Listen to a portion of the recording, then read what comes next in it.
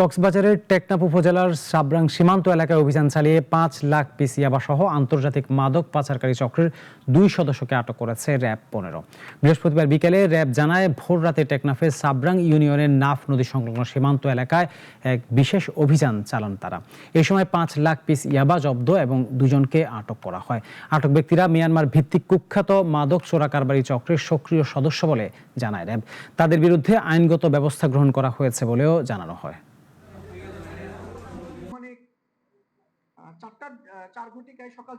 আমাদের চৌকস অভিযানিক দলটি সাবরাং ইউনিয়নের সাবরাং খালের দক্ষিণ পাশে মন্ডলপাড়া শাকিনস্থ মোহাম্মদ কবির হোসেনের জমিতে ইয়াবা কারবারিদের ইয়াবা সহ দেশে প্রবেশকালে অভিযান পরিচালনা করে। র্যাবের উপস্থিতি টের পেয়ে তারা সবাই দৌড়ে পালানোর চেষ্টা করে ২ জন মিয়ানমারের নাগরিক মাদক কারবারিকে আটক করতে সক্ষম হয়। এই ২ জন ছাড়া আরো প্রায় ৪ থেকে ৫ জন তারা আপনার দৌড়ে পালিয়ে যায়, আমরা তাদেরকে ধরতে পারিনি।